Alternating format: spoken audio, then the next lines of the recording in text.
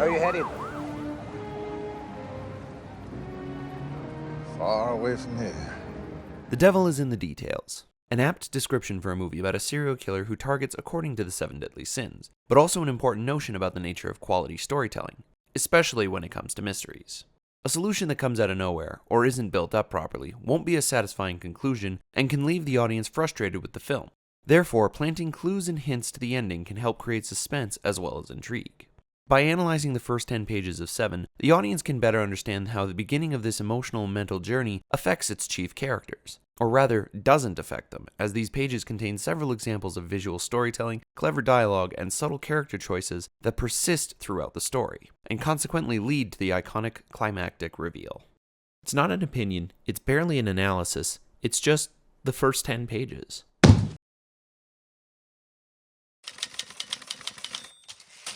Detective William Somerset is retiring in 1 week because he no longer understands the world and its cruelty. His hot-headed replacement David Mills is eager to get started.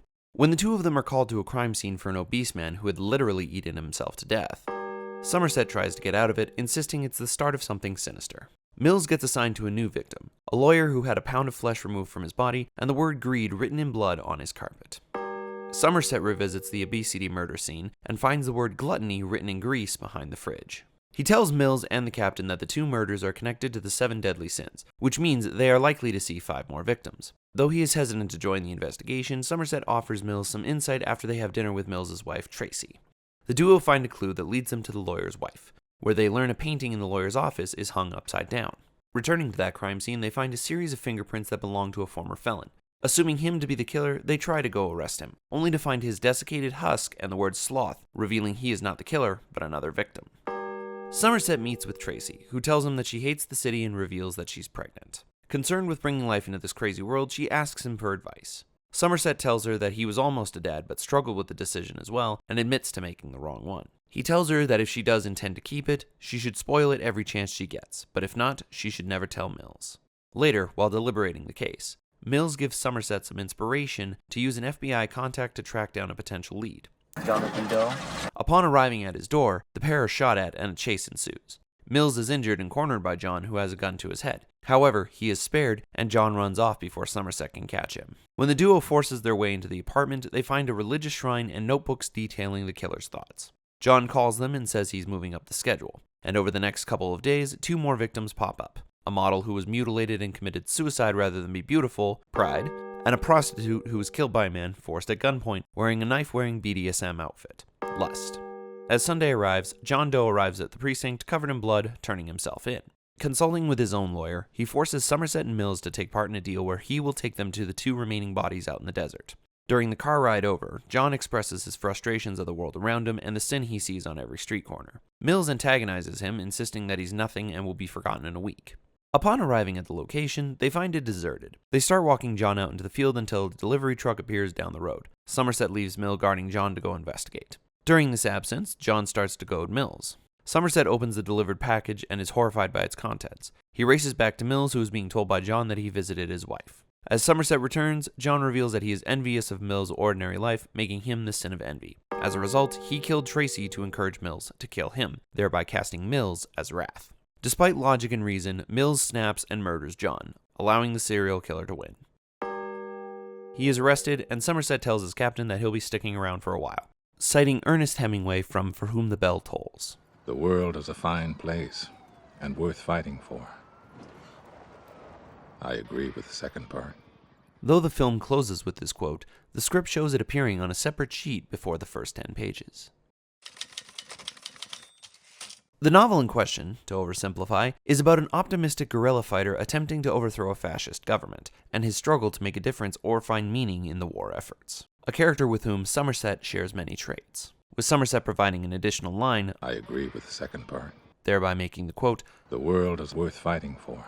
Throughout this film, there's a lot of evidence that Somerset is weary of his job and the world around him. Part of the reason that he's retiring is that he no longer feels like he's making a difference, or rather, that there is little or no point to him doing so. I just don't think I can continue to live in a place that embraces and nurtures apathy as if it was a virtue. You know different, you know better. I didn't say I was different or better. I'm not. This apathy is Somerset's fatal flaw, the major thing that requires fixing in his life. Therefore, this quote is inferring the theme of the film and the major arc that Somerset will have to go through. The very first image that the screenplay shows is sunlight coming through soot-covered windows and casting a more brown than bright shine on the room. Right away, it establishes that even though sunlight, which is usually a metaphor for hope, positivity, and warmth, is breaking through, it's not shining brightly enough to remove the darkness from this room. The protagonist, Somerset, looks around. His apartment is not in the best shape, with worn floors and peeling wallpaper. This provides more evidence into Somerset's tragic flaw. He's not taking care of his apartment anymore. Somerset then walks around his room and notices the wallpaper beneath what's currently peeling, roses. This is likely symbolizing him having covered up his own happiness with his apathy. This will be expanded on later when he reveals he wore down his wife during pregnancy to prevent bringing a child into their crazy world. Absent from the final film is Somerset removing a piece of the rose wallpaper and carrying it with him throughout the case. This scrap of wallpaper will accidentally be shown to Tracy and Somerset will call it his future. However, after John Doe is murdered, he tears it up as a symbol of succumbing fully to his apathy and giving up on any remaining thoughts of happiness by saying, "This is where I belong." The next scene shows Somerset with a realtor standing in front of a house in the country. This immediately tells the reader that Somerset is looking to move away from his apartment and leave his old life behind. Somerset calls the area strange, calling attention to the fact that it seems so serene and peaceful. The realtor calls it normal, which Somerset confirms, on page 2, is exactly what he means. In just these first two scenes, it can be inferred that this movie is a story about Somerset wanting to move to the country and begin a normal life, hoping to be free of his apathy. Instead, it is solidified as he is dragged back into his normal life. Contrasting the serenity of the normal country house and complementing the derelict nature of his apartment, the script returns Somerset to the city. As he walks around, he sees a family of tourists either getting robbed or accosted by a weird man. Walking further, he sees a group of people rubbernecking around a bloodied body, while officers on the scene try to hold them back and paramedics attempt to help. Somerset ignores these events and summons a cab, showcasing his apathy, almost to the point of being unlikable. Once in the cab, his cabbie inquires about the mob, prompting Somerset to outright ask him, "Do you care?" The reader is being shown, visually, that the ordinary world around Somerset is not a pretty picture. It had been inferred with his apartment, but is now being displayed clearly for the reader to witness. Prolonged exposure to a toxic environment can create toxic behaviors in otherwise righteous individuals, and Somerset is no different. If everything is chaos, eventually it becomes the norm. The cabbie is less than appreciative of Somerset's accusation of his own apathy. He retorts with, "Well, excuse me all to hell." This is an excellent example of showing that Somerset's mentality is flawed, with someone immediately finding the notion of apathy offensive. The use of hell within this line, though, could be construed as foreshadowing Somerset's coming adversary. Giving Somerset more reason to be pessimistic, the circle of onlookers expands to reveal a fight happening between two people. The police fail to stop it, perhaps foreshadowing that Somerset and Mills will be unable to beat John Doe, or even stop his 7-person murder spree. After the cabbie asks Somerset where he wants to go, he replies with, Far away from here. This line cements his motivations and his goals. He wants to leave this place and never come back. He wants to be away from the chaos, away from the darkness, and away from his lack of understanding in this world. As if to act as a metaphor for being dragged back, the script takes Somerset back to his apartment at night, with a car alarm blaring. The reveal here is the presence of moving boxes, further asserting that he's getting ready to leave everything behind. He also has a large bookshelf with hundreds of books. Aside from a chessboard, this is one of the few good examples of visual shorthand to imply Somerset's intelligence, something that he will discover he shares with John Doe. This also contrasts with Mills, who requires cliff notes to understand the biblical and educated meanings behind the crimes. Somerset turns on a metronome and uses it to drown out the car alarm and fall asleep. This whole scene takes up half the page and takes several beats to achieve, thereby implying how long it truly takes him to succeed. Somerset using it to focus on himself shows that he's using it as an anchoring point, a constant source of order in an otherwise chaotic world. A title card shows the reader the first of a 7-day timeline over which the events of the rest of the film take place. Appropriately, for a movie that deals with religious overtones and symbolism, it begins on a Sunday.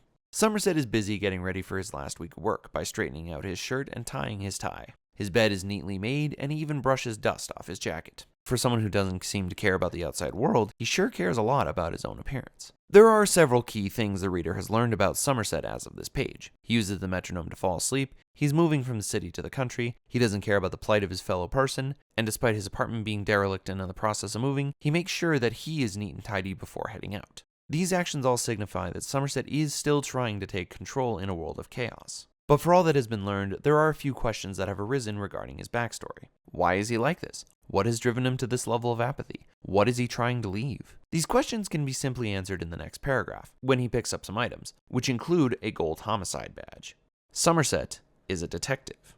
Using the evidence at hand, it's easy to deduce the answers to the questions posed. Homicide is no picnic in terms of job satisfaction. They deal with horrifying scenarios, hysterical loved ones, and sometimes, but not always, psychopathic individuals, not to mention the unsolved cases that can nag at them. This would take a toll on anyone in a short amount of time, as we see with Mills by the end of the film, but Somerset has been doing it for over 2 decades. The next scene shows him in his element, a crime scene. His on-scene partner, Detective Taylor, breaks it down for him. Neighbors heard them screaming at each other like for 2 hours. It was nothing new. Then they heard the gun go off, both barrels. This line showcases that Somerset is not alone in his apathy. The neighbors around this murder victim are so used to the screaming that they didn't care enough to do anything about it. That is, until the gun went off, which foreshadows a line from John Doe near the end of the film. Wanting people to listen, you can't just tap them on the shoulder anymore. You have to hit them with a sledgehammer. And then you'll notice you've got their strict attention. It's almost a cautionary statement to Somerset about his own apathy, and foreshadows the dangers that lie therein. People could get hurt. While this movie will tragically drag Somerset back into this crazy world and keep him there, he does learn to realize that he can't, or rather won't, stand idly by, bringing it back to the quote on page 0, "The world is worth fighting for." After Taylor tells him that his wife was in hysterics about killing her husband, Somerset ponders a pattern he's seen. Why do people only realize that they're taking life after they've already done it? Somerset once again displays his apathy for humanity, showing that he doesn't care about the woman's motives, but rather has a disdain for her for having committed murder. However, there is a larger point here: Mills. While John Doe is undoubtedly the bad guy and is certainly a good thematic foil to Somerset's character, the role of antagonist is better filled by Detective Mills. Villains are by definition evil. Antagonists do not necessarily fall into that category. He's constantly challenging Somerset's method, ideology, and even his resolve in several scenes of the film. Somerset may find him excessive, but he does respect him. But one aspect of an antagonist's role is to fight with the protagonist during the climax over the thematic premise of the film. During this movie's third act, it's not John Doe with whom Somerset battles, but Mills. Doe is merely the subject about which they debate. Mills wants to kill him in a blind rage, but Somerset reminds him that John Doe is a cunning mastermind who wants Mills to shoot him. Mills' struggle then becomes knowing that he's going to extinguish a life, but decides that he doesn't care, and kills John Doe regardless. Thus, his disdain for the lack of realization at this first crime scene foreshadows the final battle in the film. The first line of page 5 shows Detective Taylor saying that the crime is open and shut, save for the paperwork. Somerset won't be convinced, but there is more to this line. Taylor accepts what he sees and doesn't think anything else needs to be done about it. Aside from further pressing the apathy theme, this also comes back into play more throughout the story. Mills repeatedly dismisses John Doe as a nutbag. The captain will later state about the gluttony victim that somebody had a problem with a fat boy and decided to torture him. Simple as that. And even the person who makes Lust's death tool says he didn't look into it because he thought it was performance art. Many people throughout this script make snap judgments and don't look further into the deeper mystery. Somerset's next line counters this, suggesting that his apathy is not just about his own lack of care, but the lack of it in other people as well. He asks whether the victim's child saw the incident. While Taylor is dismissive and doesn't think it matters, it shows us Somerset is intelligent and looks deeper into problems that may be simple at a first glance, which can be a costly mistake to those that don't. Taylor then berates Somerset, telling him he's going to be glad to be rid of him because he's sick of Somerset constantly asking these kind of questions. It's likely that Somerset, over the years, had opted for his partners or the whole department to stay overtime just because something felt off with him. It's a little bit of between-the-line reading. After Taylor leaves, he's replaced by Mills, the antagonist of the film. To reiterate, an antagonist is not necessarily the bad guy. In fact, Mills actively assists in catching a bad guy, which helps the reader get on his side right away. It's also worth noting that he comes in right as Taylor says he doesn't care, almost to visually show that Mills is about to bring change to the world around him and challenge Somerset's worldview. His introduction tells us that he's 15 years younger than Somerset. This is likely setting up a common trope for cop films, young cop paired with older cop. Seven chooses to subvert this cliche. Though Somerset does try to take Mills under his wing, the latter is too stubborn to accept any help or philosophy that clashes with his own. By the end of the film, Mills will show zero growth, which is a staple of being an antagonist, changing the dynamic between these two characters.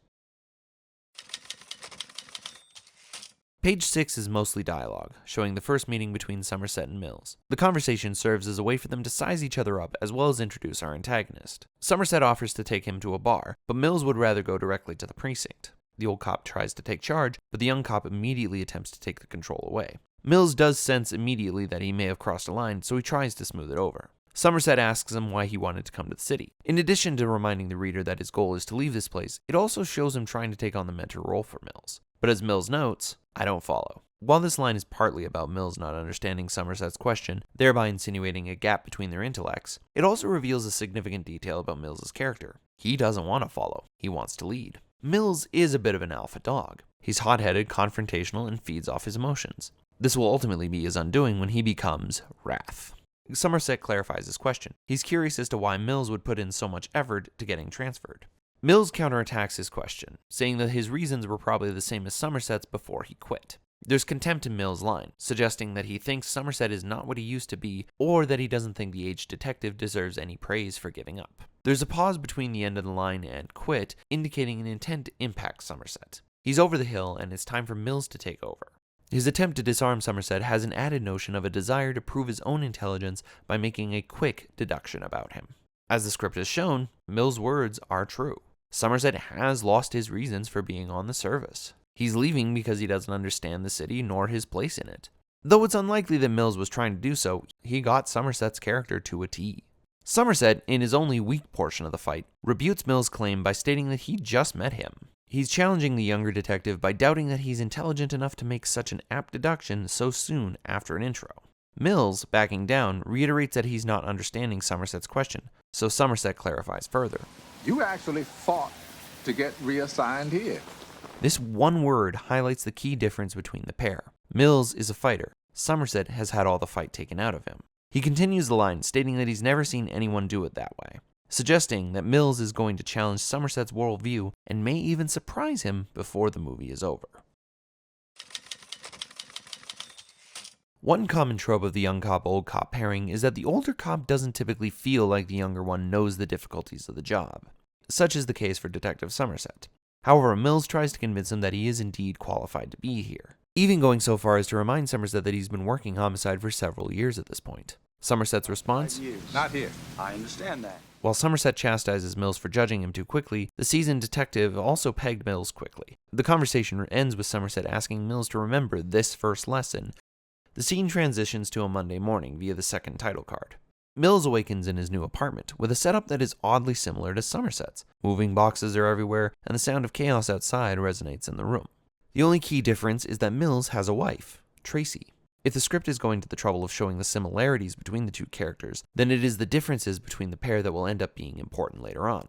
Since Somerset is older than Mills, and yet he is alone, Tracy's existence implies that there's an element of tragedy to Somerset's life regarding a relationship. Later, he will confess to Tracy that his biggest regret, the guilt of which is likely the largest cause of his ennui, is that he forced a miscarriage in his fiancée. The element of tragedy implies one other thing. Tracy is in danger. As seen previously, Somerset uses a metronome to drown out the noise and fall asleep, but Mills wakes up and is immediately frustrated. This implies that his default emotion is anger and that he thrives in chaos. Like the introduction of Somerset, light comes through the windows, but this time it shines on a football trophy. Mills stares at this trophy and smiles fondly. Visually, this is showing us that Mills is a bit of a jock. If the archetype holds true, then he's not going to be the sharpest tool in the shed, but is going to be quick to anger.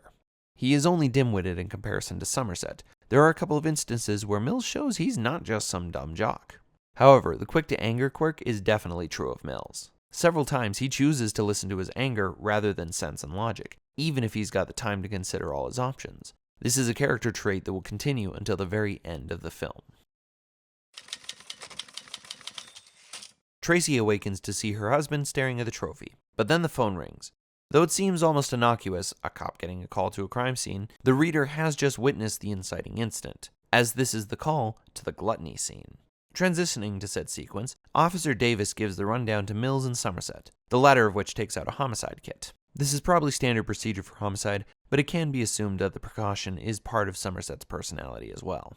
They go into the building when Davis reveals that no one checked to see if the victim was alive. Mills isn't too thrilled about that and challenges him. Davis responds with, This guy ain't breathing unless he started breathing spaghetti sauce. the implication here is that the victim has died while eating. What the reader will later learn is that he died from eating. This man ate till he burst.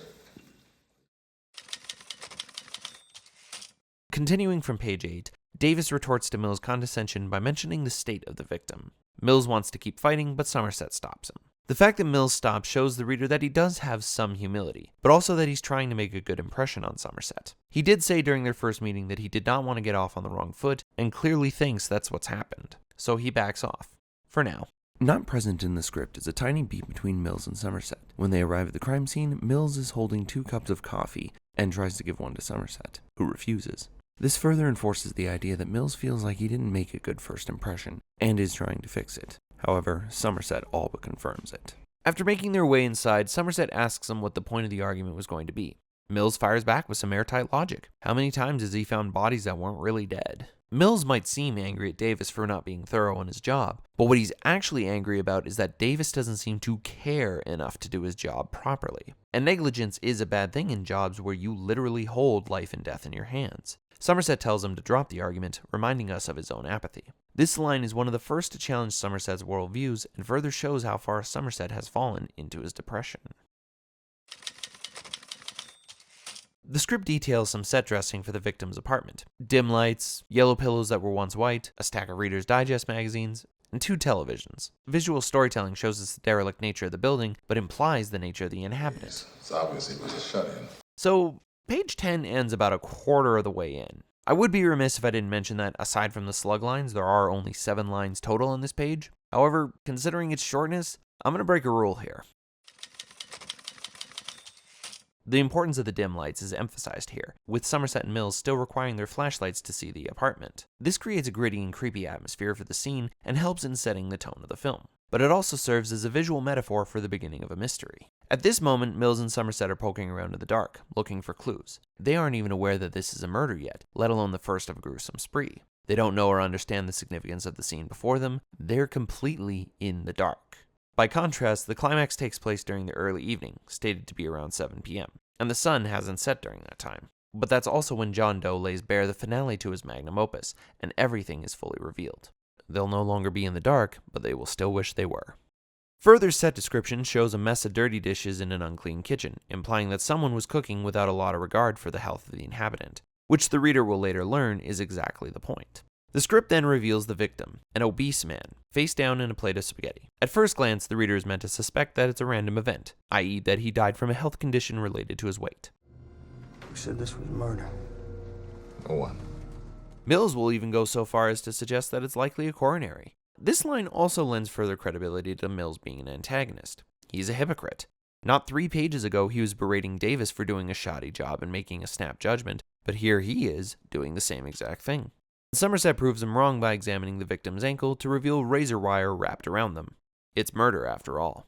It can be argued that Somerset's lack of apathy in this situation contrasts with what has been shown thus far. However, the reader gets another aspect of Somerset's personality, his curiosity. Even though he will repeatedly tell his captain that he doesn't want the case, he can't help but get involved. He wants to see how it ends, even before the climax.